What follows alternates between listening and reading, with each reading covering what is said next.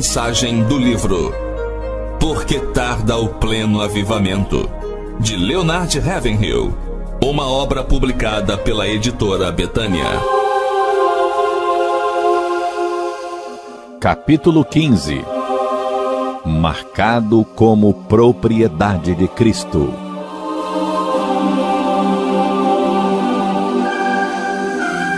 Num certo sentido, nenhum de nós conhece bem aqueles com quem convive. Nem mesmo nossos amigos muito chegados conhecemos bem, nem eles a nós. Para conhecermos bem uma pessoa, precisaríamos saber todas as influências que recebeu da hereditariedade ou do meio ambiente, bem como todas as decisões que já tomou e que fizeram dela o que é no presente. Contudo, embora não possamos conhecer profundamente uns aos outros, uma tarefa das mais gratificantes seria procurar traçar os rumos da vida de um homem, principalmente se pudéssemos identificar as grandes forças propulsoras que o motivaram. Como seríamos abençoados se pudéssemos receber, por exemplo, o mesmo impulso da vida cristã que Paulo possuía e compreender com maior clareza os significados ocultos de sua afirmação.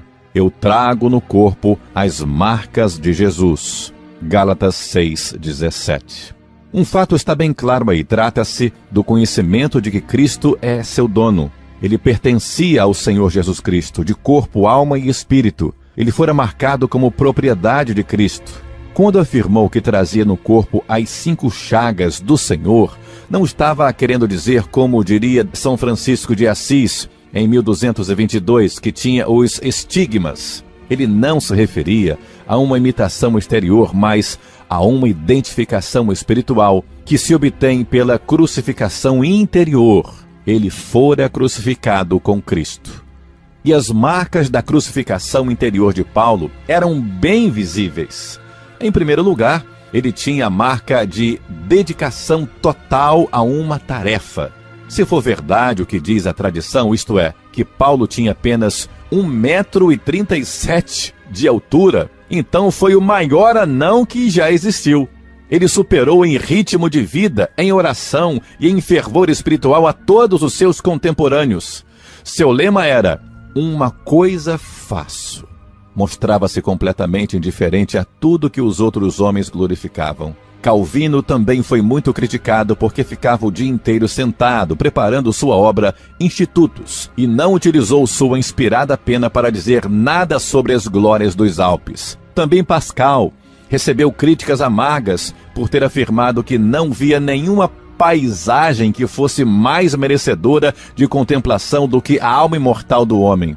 E assim também, alguém poderia censurar o apóstolo Paulo por não haver dito nada sobre a arte grega ou a majestade de Panteão. É que ele só tinha olhos para o que era espiritual.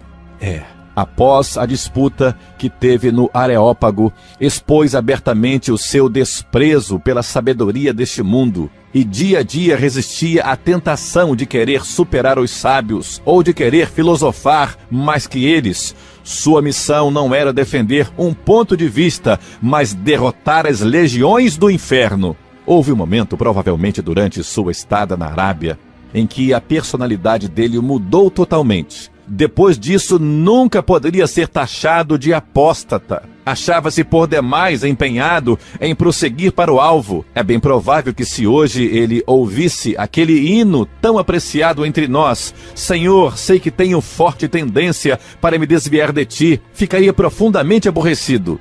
E o fato de não ser benquisto, nem bem acolhido, nem ter um patrão a sustentá-lo, não o incomodava em nada. Seguia sempre em frente, cego para todas as honrarias da terra, surdo a todas as tentações para gozar o lazer, imune ao fascínio das glórias terrenas. Outra marca que Paulo trazia em si era a da humildade. As traças nunca poderiam corroer esse manto que Deus lhe dera. Nunca utilizava a humildade para buscar o louvor dos homens. Ao contrário, colocava-se sempre no primeiro lugar da lista de pecadores, quando nós o teríamos posto em último. Um antigo teólogo galês disse que se alguém sabe grego, hebraico e latim, não deve colocá-los no mesmo lugar em que Pilatos os colocou, isto é, na cabeça de Cristo, mas sim aos pés dele. Mas o que para mim era lucro, isso considerei perda por causa de Cristo, afirma o apóstolo Paulo. Que paz de espírito a humildade nos proporciona, que gozo é saber que não temos nada a perder. Como Paulo não tinha uma alta opinião acerca de si mesmo, não temia sofrer uma queda. Ele poderia ter se vangloriado com os belos mantos de um reitor de universidade hebraica, mas brilhou muito mais usando as vestes de um espírito humilde e tranquilo. Paulo foi marcado também pelo sofrimento. Vejamos só as situações que ele cita em Romanos 8. Fome, perigo, nudez ou espada, tipos de sofrimento que causam desconforto físico e mais ainda tribulação, talvez da mente, angústia e perseguição do espírito. Ele suportou todos eles. Esse judeu missionário guerreou contra os filhos dos homens e contra tudo que fizesse guerra contra Deus. Esse príncipe dos pregadores nunca poupava seu inimigo. O príncipe do inferno nem era poupado por ele. Travava uma luta sem trégua. Vamos olhar Paulo de perto. O seu rosto magro, seu corpo coberto de cicatrizes, a figura encurvada de um homem castigado pela fome, quebrantado pelos jejuns e pelas chicotadas, seu corpo mirrado, brutalmente apedrejado em Listra, passando fome em muitos outros lugares, e sua pele ressequida e rachada depois de 36 horas expostos às intempéries no Mediterrâneo. E acrescentemos a essa lista perigos e mais perigos multiplicado pela solidão. Contemos as 195 chibatadas, os 3 naufrágios, os 3 açoitamentos com varas, um apedrejamento, suas prisões e as mortes que foram tantas que se perdeu a conta. Contudo, se pudéssemos somar tudo isso, teríamos que obter como resultado 0, pois era assim que ele considerava essas coisas. Ouçamos o que ele diz. Porque a nossa leve e momentânea tribulação, isso é que é menosprezar o sofrimento. Ademais, irmãos, Paulo tinha a marca do fervor.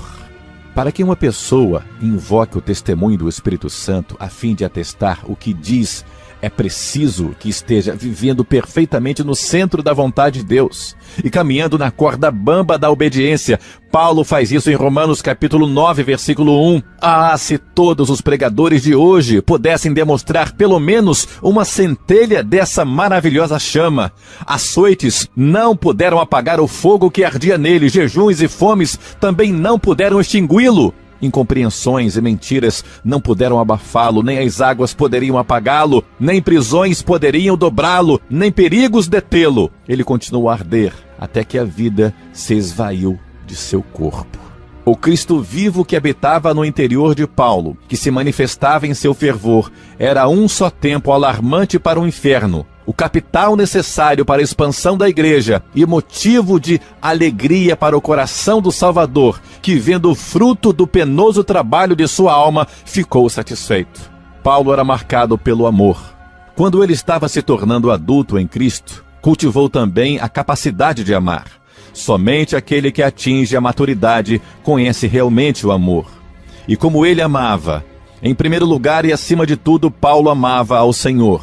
Depois amava o próximo, os inimigos, as adversidades que enfrentou e até a angústia da alma. Ele deve ter amado muito esta última, senão teria se dedicado menos à oração. E seu amor o levava a buscar os perdidos, os menores, os mais ínfimos. Que amor imenso! Ele amou as sinagogas com os tradicionalistas religiosos, o Areópago com seus intelectuais, os mercados e ruas com seus pródigos, e a todos desejou ganhar para o seu Senhor, Cristo.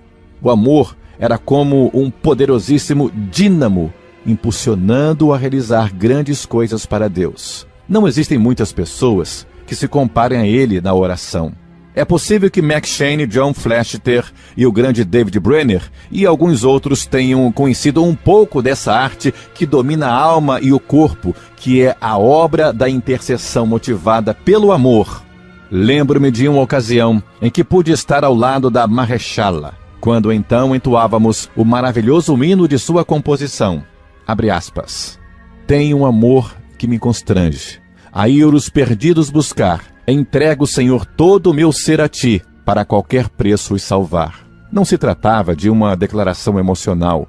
Ela pagou o preço de prisões, privações, sofrimentos e também pobreza. Ao que parece, Carlos Wesley estava buscando o máximo de Deus quando escreveu: "Não desejo mais nada na terra, a não ser possuir teu puro amor em meu coração."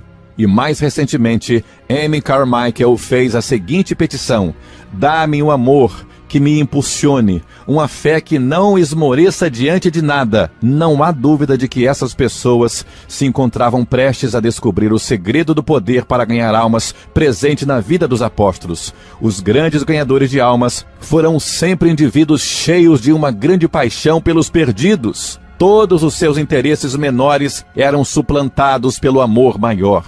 Foi seu grande amor pelo amado de sua alma que os fez chegar às lágrimas, ao labor intenso e ao triunfo final. Como podemos nós, que vivemos numa hora de trevas, dar-nos o luxo de amar menos? Desejo amar-te, ó Deus, e demonstrar esse amor em atos, pensamentos, palavras. Com esse amor poderei andar em justiça e servir-te como devo. O amor torna mais leve as tribulações e suaviza as dificuldades. O amor te seguirá sem questionar, agirá com ousadia e triunfará. Brevemente, milhões de pessoas receberão a marca do anticristo, querendo ou não. Será que nos esquivaremos de receber em nosso corpo, alma e espírito a marca de nosso Senhor, as marcas de Jesus? O processo de marcar é doloroso. Será que estamos prontos a nos submeter a ele? Ostentar uma marca é carregar sempre a humilhação de ser escravo. Queremos mesmo ser marcados como propriedade de Cristo? Que o Senhor nos abençoe. Amém.